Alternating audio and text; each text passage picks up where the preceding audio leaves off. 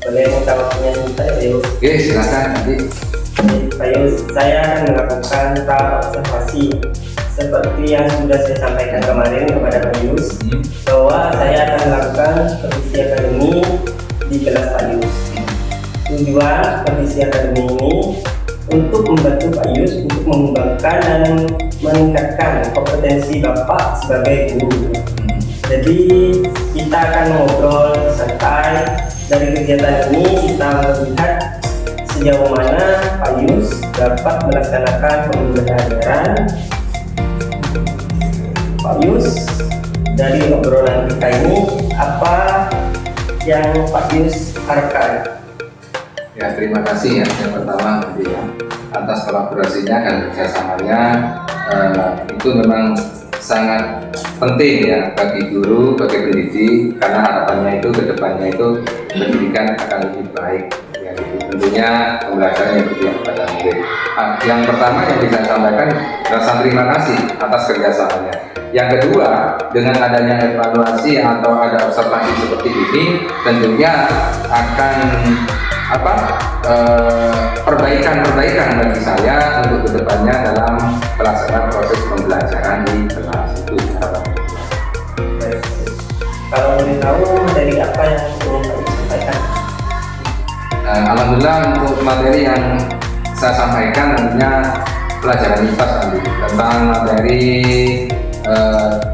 rantai makanan dan dari makanan.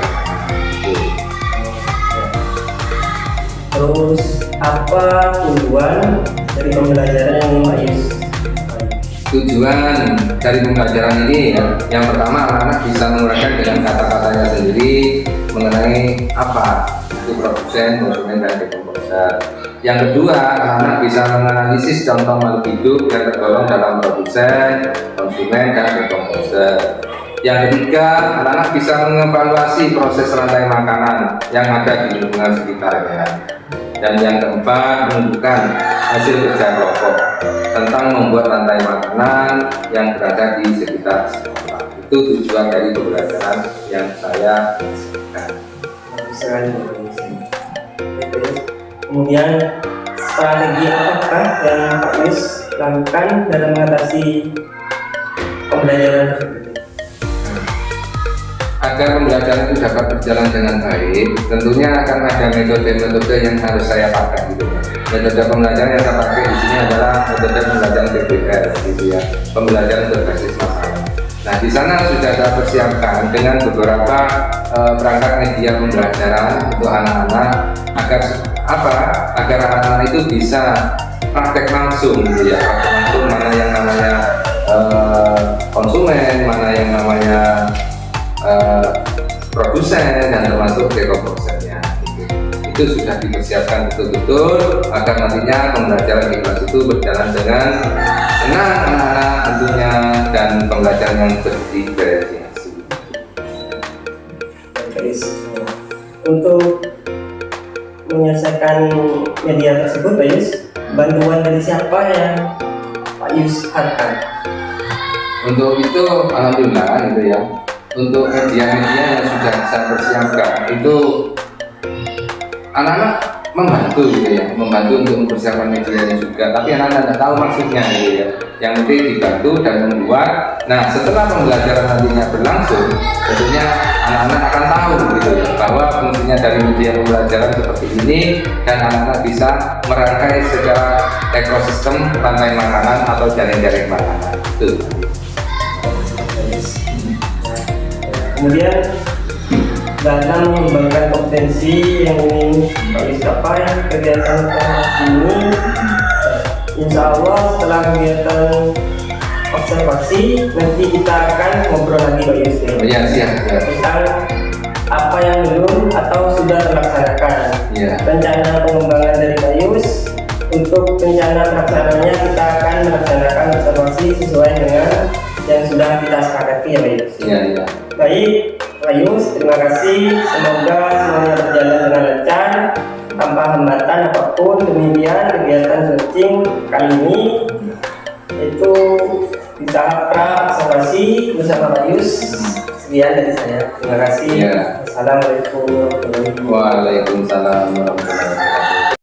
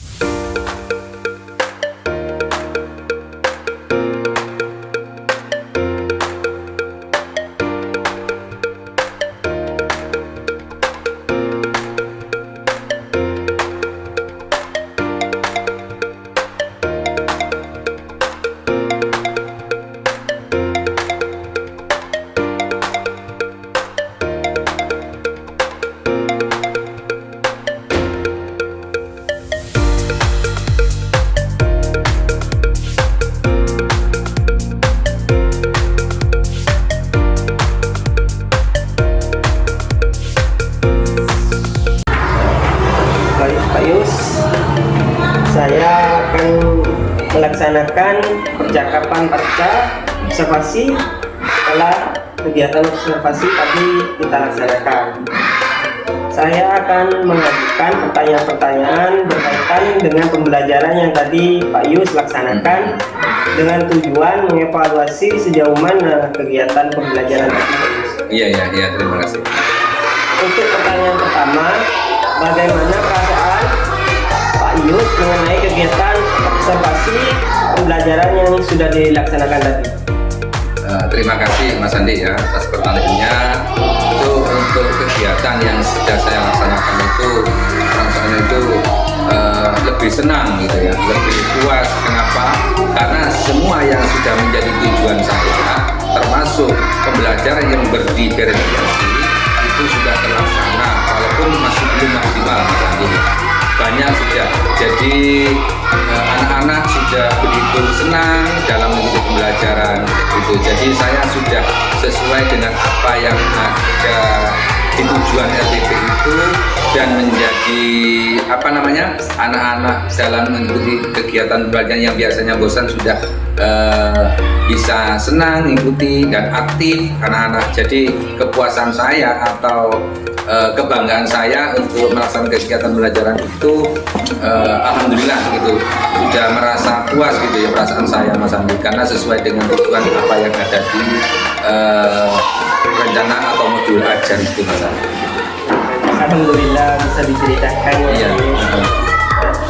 Area pengembangan yang Bapak lakukan di dalam kelas dan langkah seperti apa? Kalau yang saya kembangkan, area yang saya kembangkan itu saya akan mengacu kepada tujuan pembelajaran itu Mas Andi ya. Jadi bagaimana peserta didik itu menjelaskan dengan sederhana arti dari produsen, konsumen, dan dekomposer. Itu kan pembelajaran tentang rantai makanan atau sistem IPAS ya, kelas 5 kemarin Mas Andi. Jadi bagaimana anak-anak itu menjelaskan dengan sederhana arti dari produsen itu sudah tercapai Mas Andi. Sudah anak-anak bisa menjelaskan, anak-anak itu sudah bisa langsung praktek gitu Mas Andi, praktek dengan media-media pembelajaran yang sudah saya siapkan gitu ya. Banyak media pembelajaran memang sekiranya anak-anak itu bisa aktif dalam mengikuti kegiatan pembelajaran gitu. Jadi area pengembangan saya itu ya termasuk itu ya, peserta didik mampu menyebutkan contoh makhluk hidup mana yang produsen, konsumen, dan dekomposer gitu Mas Andi. Alhamdulillah dengan praktek media yang saya sediakan itu anak-anak itu aktif, antusias, dan begitu nampak dengan diferensiasi pembelajaran yang saya laksanakan itu Mas Andi. Terima kasih ya. Kemudian menurut Pak Yus, pengembangan yang Pak Yus kembangkan tadi sudah berhasil dengan baik apa? Alhamdulillah ya, walaupun sudah terlaksana menurut saya itu sudah baik gitu menurut saya Mas Andi, tapi masih belum maksimal menurut saya Mas Andi ya, karena banyak kendala-kendala gitu ya. Saya harus di mana itu harus mengenal karakter-karakter anak itu lebih dalam lagi gitu, karena anak itu kan beragam gitu Mas Andi ya. Tadi ada anak yang sudah begitu aktif yang saya kan bagi 3 kelompok. Ada kelompok A, kelompok B, dan kelompok C gitu Mas Andi. Di mana yang kelompok A itu dia sudah tanpa pendampingan, dia sudah menyelesaikan LKPD-nya secara berkelompok termasuk mandiri. Terus yang ketiga ini yang kelompok C-nya ini perlu pendampingan penuh Mas Andi ya. Karena pembelajaran diferensiasi kan memang harus bisa menuntun anak begitu ya, bisa memberikan keleluasaan kepada anak agar anak itu bisa berkreativitas gitu ya. Nah, ternyata anak itu yang kelompok C itu perlu pendampingan, dan saya dampingi terus gitu ya. Ternyata anak-anak ini sudah bisa menyelesaikan LKPD-nya, termasuk LKPD yang secara berkelompok, termasuk yang sendiri-sendiri gitu secara personal. Tapi menurut saya masih kurang maksimal gitu ya, walaupun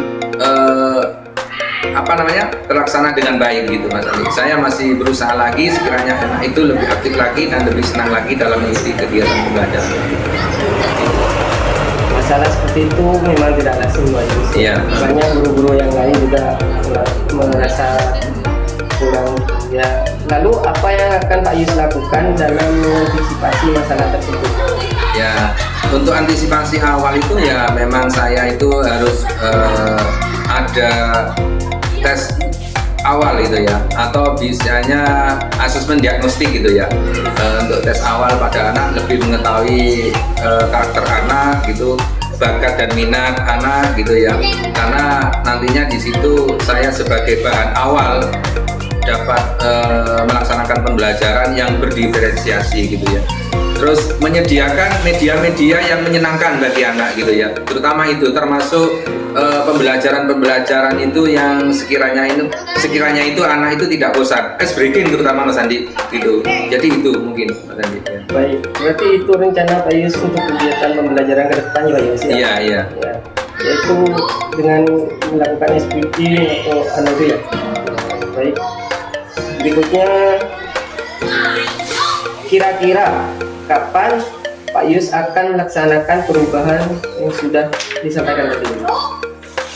Kalau komitmen saya itu kalau bisa ya memang harus gitu Mas Andi ya, secepatnya gitu ya, karena ini memang sudah termasuk salah satu tugas dari seorang pendidik gitu Mas Andi ya, memang harus gitu ya, karena untuk bisa membawa anak itu bisa belajar dengan senang, anak-anak itu juga bisa belajar walaupun bermain tapi tidak terasa gitu kadang Mas Andi gitu. Mungkin kalau saya itu komitmen secepatnya gitu Mas Andi gitu. Harus ada perubahan gitu, terutama karena memang salah satu tugas sebagai pendidik gitu.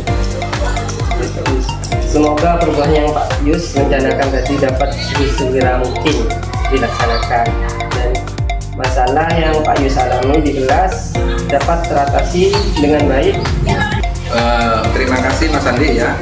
Mungkin ada masukan dari panjenengan ya, tentunya akan sebagai manusia banyak kekurangan gitu Mas Andi ya.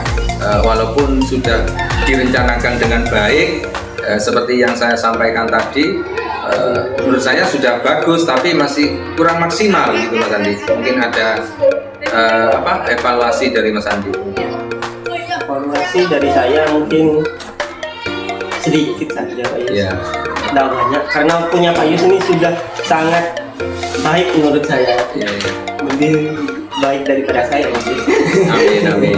Ya, mungkin untuk kedepannya itu menggunakan media video supaya anak-anak itu merasa senang, karena anak-anak kebanyakan melihat video itu senang. Oh iya betul memang Mas Andi ya.